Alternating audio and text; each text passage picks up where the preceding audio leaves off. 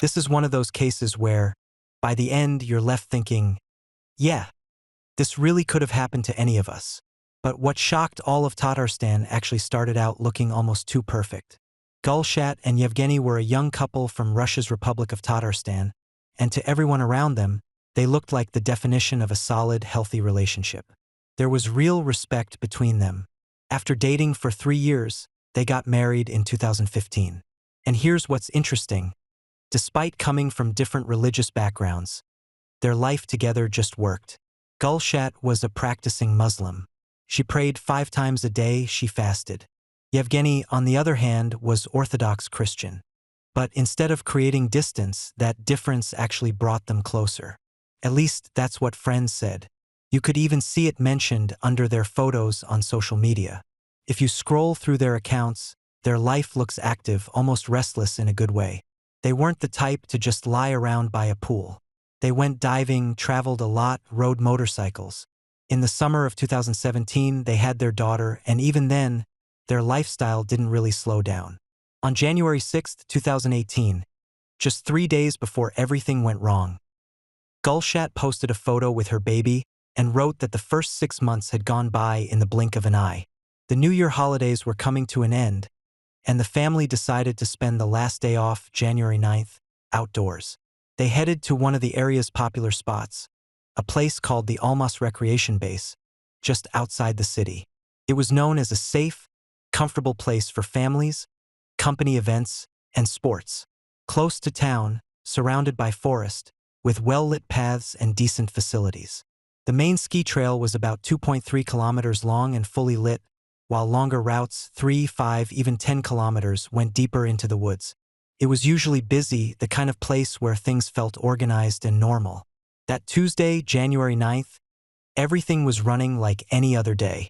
The Kotenkova family arrived in the afternoon. Their daughter was still too young to ski, so they decided to take turns. Gulshat went first. Around 2 p.m., she rented her gear and headed to the starting point.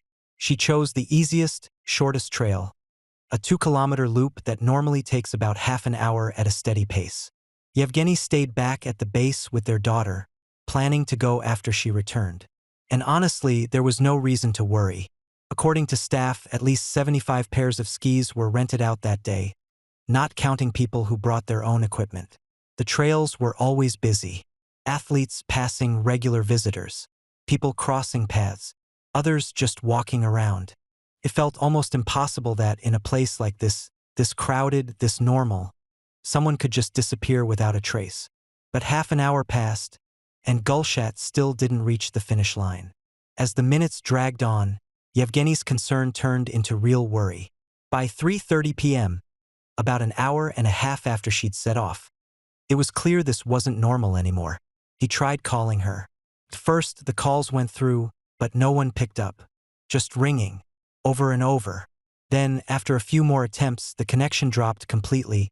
Either her phone was off or there was no signal. And for a place this close to the city, losing signal like that was strange.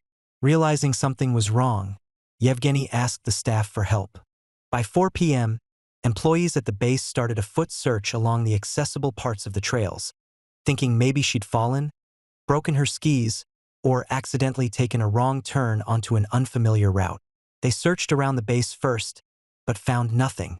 It was getting dark, and it became obvious they couldn't handle this on their own. At 5 p.m., the first police team arrived.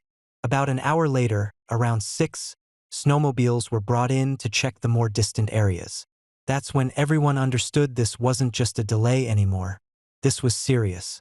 Before I go on, let me say this. If you like this video, it really helps this story reach more people.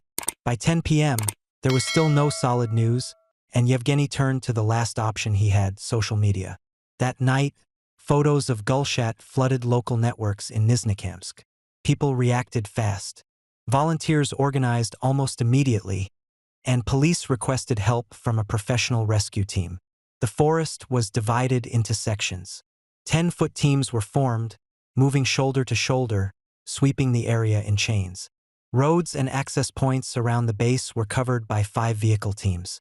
In total, more than 200 people were involved, an unusually large number for a nighttime search in that area. Conditions were awful. Low visibility, uneven ground, a dark, dense forest. Volunteers checked every ditch and every spot that branched off from the main trail. And with every passing hour, the hope that she had simply gotten lost started to fade, replaced by a growing sense that something was very wrong. The turning point of the story came just after midnight on January 10th. At 1:05 a.m., a single word crackled through the radios: "Stop." In search operations, that means one thing: the target has been found, and everyone freezes. A group searching near some abandoned technical structures had come across a body. What made it even more disturbing was how close it was, only about 150 meters from the lit ski trail and the administrative buildings. A blind spot hidden behind bushes next to a rundown water tower. That kind of closeness to the city made it even more unsettling. The initial examination left no doubt. Gulshat's body was found with clear signs of violence, partially covered by snow. The killer had tried to hide her. There were deep stab and cut wounds to her head and neck. Nearby, investigators found the broken neck of a glass bottle. Her personal belongings were gone, and her phone had disappeared. The fact that the attack happened near an abandoned brick building showed that the attacker had deliberately dragged her to a secluded spot. Once the body was found, the search operation ended and the case officially turned into a criminal investigation. A place that just a day earlier had been full of families and children was sealed off with police tape. By the morning of January 10th, the investigation spread from the forest to the entire city. Warning notices appeared everywhere. Police were looking for a man in dark clothing, around 30 years old. The most important lead actually came from that overnight search. Volunteers reported encountering a suspicious man during the operation. No flashlight, wandering around a restricted area. When they asked why he was there, he calmly said he was a volunteer. Because of the chaos, they let him go. That man soon became the main focus of investigators. The list of potential suspects narrowed down to about 20 people.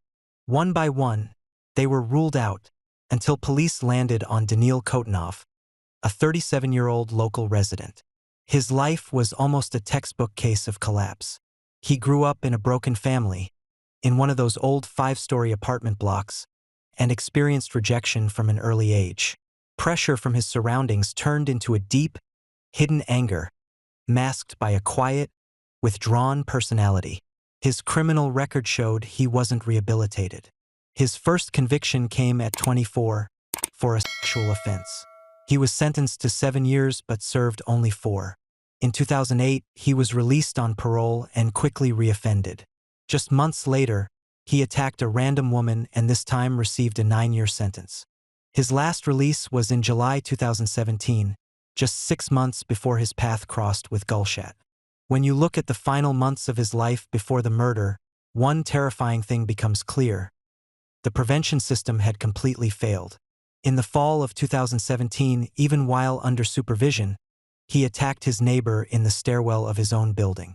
The situation didn't escalate further only because the victim managed to escape. Despite a formal complaint, the justice system didn't take it seriously and let it go. That negligence only strengthened his sense of immunity, and that's how this predator remained free until the January tragedy. As police reconstructed the events of January 9th, they realized something chilling. For Daniil Kotenov, that day was supposed to be the beginning of a new life. That day was supposed to be a fresh start for him. It was actually his first real working day after the probation period at a company called Technicolor. On paper, Technicolor was a window manufacturing workshop. In reality, Daniil had landed the job by lying. He hid his serious criminal record behind a story about a judicial mistake. But even on day one, it became clear this man had no intention of fitting into normal life. He showed up around 7 in the morning and instead of getting to work, he joined a coworker's birthday celebration. By around 10, alcohol entered the picture. And that was the final push that stripped away what little self-control he had left, after years of bottled-up anger. The workday completely fell apart, and by 1:30 p.m., production was shut down. Daniil left the factory right then, only to realize he'd forgotten his phone and had to come back for it. Coworkers, knowing he was broke, offered to pay for his bus fare or help him out somehow, but he flatly refused. He decided to walk home and chose a shortcut through the forest, a 7-kilometer path that cut straight through the woods. Pure bad luck put that path right across the ski trails of the Almas base. Mentally, he was nowhere near stable. On the way, he got into arguments with 2 skiers, nothing physical, just verbal clashes. The next person he crossed paths with was Gulshat. He aggressively demanded directions to the city. Gulshat probably sensed right away that something was off about him. She answered quickly, tried to keep her distance. And that simple act, saying no, setting a boundary, was exactly what detonated Kotenov's uncontrolled rage. He pulled out a gas pistol and threatened her, forcing her off the ski trail and toward an abandoned technical building, the old pumping station. Once they were inside that brick structure, alone, the attacker had complete control. His intention was sexual assault. Gulshat fought back fiercely. During the struggle, she grabbed a glass bottle off the ground to defend herself.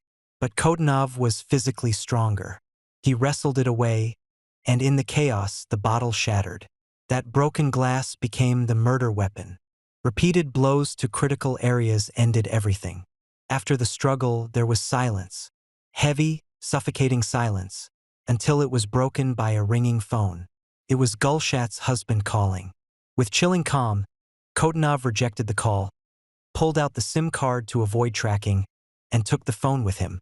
Then he tried to hide the body right there inside the building, covering it with snow, and left the scene. But once he got away from the abandoned station, reality hit him.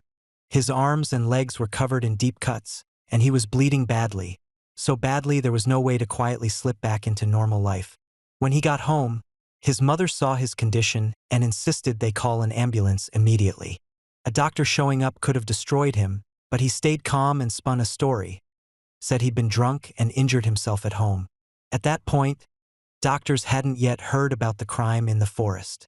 They treated the wounds and left, never connecting the cuts on his legs to a missing woman. Still, the fear didn't let go.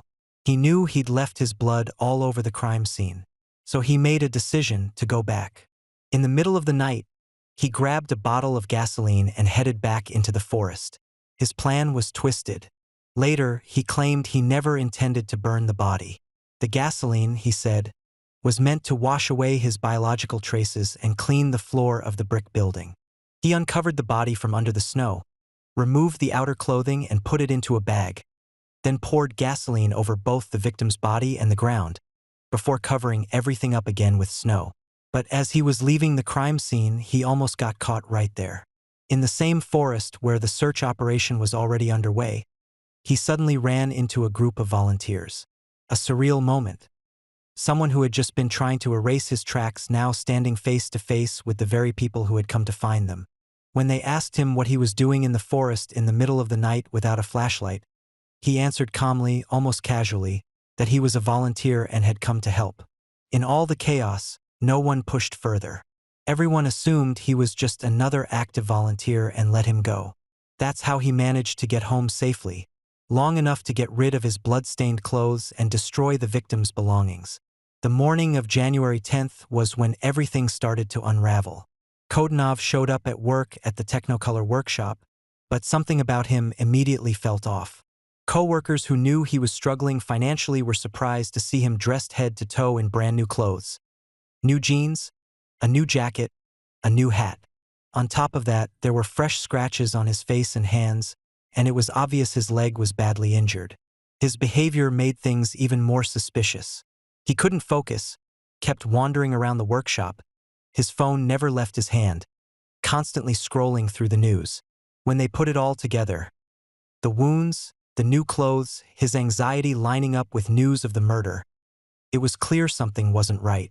The production manager reported it to the police, and that's when the arrest process began. The information provided by Technicolor's management was followed up quickly, and the suspect was detained almost immediately. Faced with evidence that could no longer be denied, DNA results and witness statements, Daniil Kotenov realized there was no way out. During interrogation, he fully admitted his role in the disappearance of the skier and described his actions in detail. Those confessions helped investigators piece everything together and bring the case to its final form. The public detention hearing is something many people still remember. The suspect's behavior was cold, empty, unsettling. A man who had taken the life of a young mother showed no remorse in the defendant's cage. The only thing he seemed to care about was himself. He told the court his leg hurt and asked for medical attention, the same leg he'd injured during the attack. The court approved his detention, and the repeat offender was sent to a pretrial detention center until May. But the case never made it to a final verdict. On the morning of March 15, 2018, about 2 months after his arrest, prison officers found his body in his cell. Doctors confirmed his death and stated the cause was mechanical asphyxiation. The investigation concluded that Kotenov had taken his own life. Without ever being transferred to a high-security prison, he had effectively passed and carried out his own sentence. Legally, the case was closed right there. But it left behind serious questions about how the monitoring system had failed, how a repeat offender had been allowed to walk free long enough for this tragedy to happen.